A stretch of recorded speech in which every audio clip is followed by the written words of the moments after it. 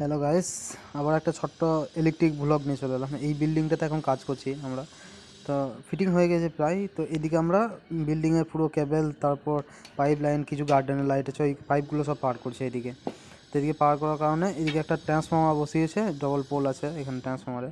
তো টানের তারটা পার করেছে, এখানে টানের তারটা বসানো ছিল, তার জন্য পাইপগুলো টানের তারগুলো বসাতে গিয়ে রামাদে পুরো ফাটিয়ে দিয়েছে, কেবল পাইপ সব ফাটিয়ে দিয়েছে। তো ফাটানোর পর আমরা খুলে খুলে দেখলাম যে এখানে একটা টানের তার ছিল, সেটা একটা ম্যাক্সিমাম একটা ওই যে রডটা গাঁথা থাকে সেই টানের তারটাতে প্রায় 8 থেকে 10 ফুট থাকে, সেইখানে পুঁতা আছে 3 ফুট কি 2 ফুট মতো, তারপর আবার বেঁকানো আছে রডটা। তো এই রড বেঁকানোর পর ওই প্লেটটা আছে, যেটা প্লেটটা মাটিতে চেপে ধরে থাকে অনেকটা তলাতে, যাতে পোলটা না ঘুরে যায়, মোচড়ে যায়, ভারীতে ওজনটা ধরে রাখতে পারে। তো আমার একটা বিষয় বলা ছিল ইলেকট্রিক অফিসের লোক দিকে, যে এইভাবে যদি কাজটা থাকে তাহলে পোলটা ঠিক থাকবে। তা তো আমরা এটা আবার এমনি হাতে করে নেওয়াতে যে উঠে গেল ওটা।